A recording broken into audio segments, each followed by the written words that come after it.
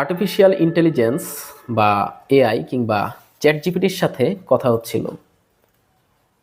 তাকে বললাম যে আমি এমন কিছু মানুষকে দেখেছি যারা একটা সময় রক্তগন্ধে মাতাল ছিল, বহু মায়ের বুক খালি করলো, এমনকি ছাদে কিংবা বারান্দায় খেলারত শিশু মাথায় গুলি নিয়ে হেলে পড়েছিল বাবার কোলে। তারপরও তাদের অনুসারীদের মুখে আমি এতটুকু আফসোস শুনিনি, হতে দেখিনি তাদেরকে এতটুকু অনুতপ্ত। বরং আমি এখন দেখছি মনিব পালিয়ে যাওয়া বেওয়ারিশ কুকুরগুলো কিভাবে হুদাই হাসছে, মাঝে মাঝে হচ্ছে প্রতিবাদী, আবার শুধু শুধুই দিচ্ছে হরতাল অবরোধের ডাক। এদের কি কখনো বিবেক জাগ্রত হবে না?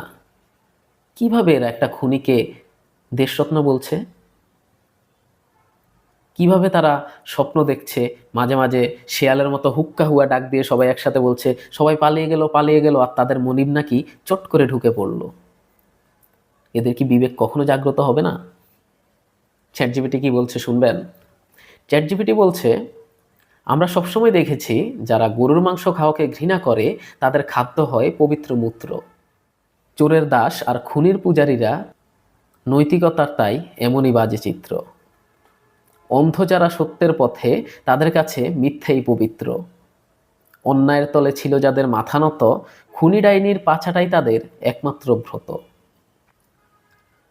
তারা অন্ধ হয়ে নাচে পাপের সুরে, তাদের কাছে সত্য, সত্যিকারের ন্যায়, বিবেকবোধ এখনো অনেক অনেক দূরে।